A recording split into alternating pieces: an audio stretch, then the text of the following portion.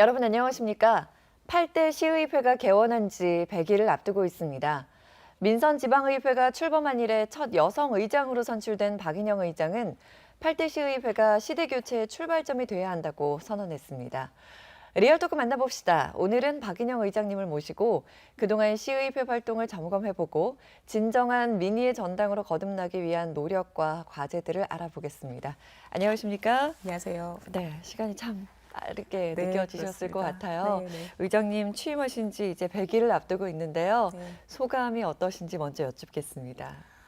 네, 정말 돌아보니까 100년 같은 100일이기도 했고요. 또 한순간에 지나버린 것 같은 100일이기도 한데요. 오로지 시민들의 뜻을 받들기 위해서 힘차게 달려온 100일이었다고 생각합니다. 네, 사실 전 이런 자리를 너무 갖고 싶었거든요. 저희가 네. 손님을 이제 모시고 보통 이제 포부만 듣고 그 이후의 과정은 사실 듣기가 어려웠는데 지난 100일 동안 어떤 일들이 있었는지 그리고 이 8대 시의회를 어떻게 평가하시는지 그 질문을 좀 드리고 싶어요.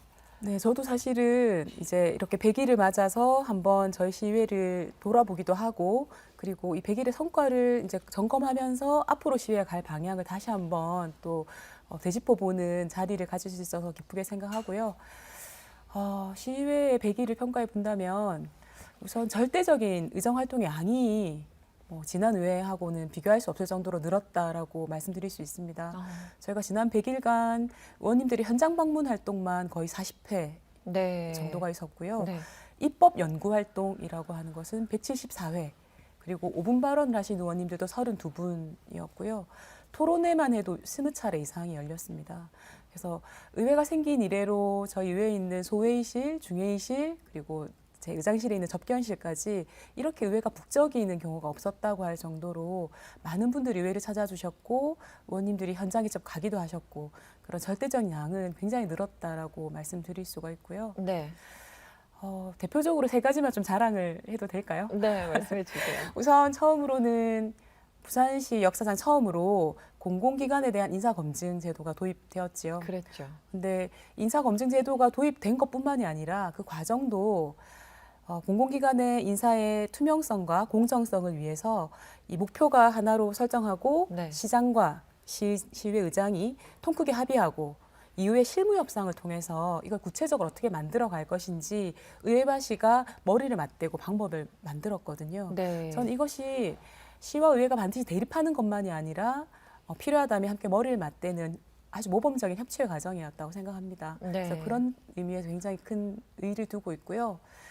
두 번째는 형제복지원 관련인데요. 지난 30년 동안 형제복지원 사건과 관련해서 부산시의 어떤 구체적인 노력이나 이런 것들이 좀 뒤따라오지 못했었는데 이번에 저희 시의회 박민성 시의원께서 5분 발언을 하신 후에 네. 오고도 시장님께서 공식 사과를 해주셨죠. 물론 저도 공식 사과를 했습니다만, 그리고 그 이후에는 이제 피해자분들이 요구하는 10가지 요구에 대해서 시가 구체적인 또 노력을 하기로 지금 노력하고 있는 중이고요. 네. 좀 이런 오랫동안 해묵은 문제들에 대해서 시의회 노력으로 이렇게 좀 결과가 나오고 있다라는 부분에 대해서는 굉장히 뜻깊게 생각합니다. 네. 그럼 한 가지 더 있으시죠? 세 네, 가지로 마지막으로는 저희가 이번에 2차 추경 경정 예산안을 심의하는 과정에서 저희 부산시의 채무 부채 상황에 대해서 저희 예산결산특별위원회가 굉장히 날카로운 진단을 했었거든요. 기존에 이제 서병수 시장 체제에서 부산시의 채무가 줄었다라고 자랑했던 것과는 달리 네. 숨겨진 부채들이 굉장히 많은 것을 저희 시의회가 밝혀냈고요. 네. 이제 이 진단을 통해서 부산시의 재정 혁신, 그리고 내년 2019년도 예산안을 수립할 때도 부산시 취약한 재정 상태가 반영돼야 된다라고 하는 지적을 해냈다는 것은 사실은 저희 시의회의 굉장히 성과라고 생각을 합니다. 그렇군요. 네. 뭐 자랑할 거리가 정말 많으셨겠지만 그중에 이제 세 가지를 추려서 말씀을 해주셨는데 네. 한 가지씩 좀 짚어보도록 하겠습니다. 네. 그 중에서 이제 가장 시민들이 궁금해하실 부분이 공공기관장 인사 부분이 아닐까라는 생각이 들어요. 네. 인사검증위원을 이제 꾸려서 인사검증을 하고 계시는데 어떤 분들로 어떻게 구성이 돼서 어떻게 검증을 하시는지 이 절차를 굉장히 궁금해하실 것 같거든요. 네, 저희 시의회에서 총 15분의 의원이 인사검증 특별위원회를 구성해서요. 네. 올해 말까지 특별위원회를 운영을 하게 되고요. 부산지사는 6개 공사공단에 대해서 인사검증을 실시하게 됩니다. 그런데 6개 기관이기 때문에 이제 15분의 의원 중에서 2개의 소위원회로 나누어서 네. 3개씩 맡아서 좀 전문성 있게 검토를 하실 거고 네. 검증이 끝난 이후에는 저희가 종합 검토 의견을 시로 송부하고 네. 이제 그 시에서 그걸 반영하는 과정으로 이루어지게 됩니다. 네. 그러면은 그 인사검증위원회에서 자질과 능력이 안 된다고 평가를 받게 되면은 실제로 그 인사에 어떤 영향을 주게 되는 건가요? 그거는 기본적으로 시의 인사권은 시장이 가지고 있는 것이죠. 그래서 네. 의회는 이 공공기관이 어떤 역할을 해야 하는지, 그리고 이 공공기관의 수장은 어떤 자질이 있어야 하는지, 그리고 이 공공기관은 어떤 비전을 가지고 운영돼야 되는지에 대해서 철저히 검증하고 의견서를 시장님에게 보내면 네. 반영의 여부는 시장님이 결정하실 거라고 생각합니다. 네, 그렇군요. 이제 그 의회 안의 이야기를 좀 여쭙도록 하겠습니다. 8대 시의원 분들 중에는 아무래도 이제 초선 의원분들이 대다수이시잖아요. 네. 그러다 보니까 이제 여러 가지 해프닝이 많이 발생했다고 들었는데요.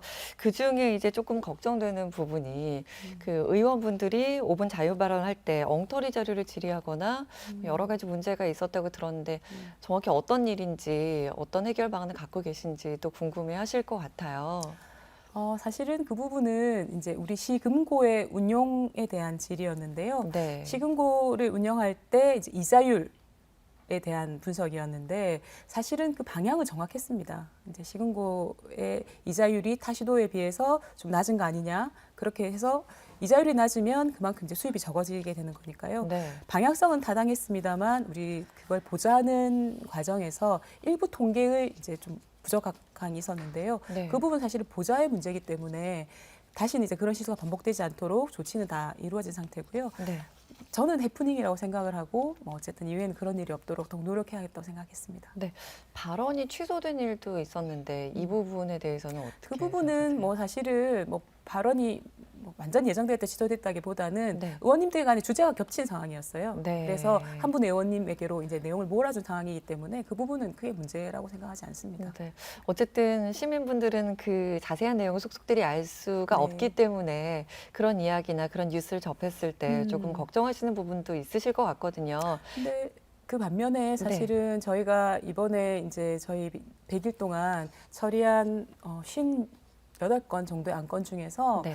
기존 시의회에서는 조례안이 상정이 되면 대부분 원안 통과였어요. 그래서 거의 원안 통과한 조례가 거의 없을 정도로 네. 보류를 하거나 준비가 안 된 조례 같은 경우에는 보류를 한 경우도 많았고요. 대부분 수정 가결한 경우 굉장히 많았습니다. 그래서 이게 이제 절대적인 양으로 본다면 그런 약간의 미스들은 이제 굉장히 작은 부분이고 네. 절대적인 이제 성과에 있어서는 훨씬 더 많은 부분이 성과를 내고 있기 때문에 계속 기대해 주셔도 좋겠다는 약속은 드립니다. 그러면은 그런 약간의 미흡한 부분을 보다 더 보완하시기 위해서 따로 뭐 교육을 계획하고 계신다든지 그런 부분이 있으실까요? 네, 시의회 안에서는 이미 연구 모임이 만들어져서 세미나를 지금 제가 알기로만 해도 한 3차례, 4차례가 했고요. 네. 또 예산결산특별위원회는 또 그 예산결산특별위원회 차원에서 또 예산 공부를 따로 몇 차례 진행을 하고 네. 그거 외에도 사실 저희 시원님들이 저녁에 남아서 컵라면 먹고 김밥 네. 먹고 하실 정도로 퇴근을 안 하실 정도로 공부를 하고 계시기 때문에 그 부분은 금방 극복될 거라고 생각합니다. 의장님도 퇴근하시기가 더 어려워지시겠어요? 네, 눈치를 좀 보고 있습니다. 그래서 이렇게 의원회관에 의원님도 퇴근하셨는지 체크하고 네, 퇴근하시면 퇴근하고 있습니다. 네.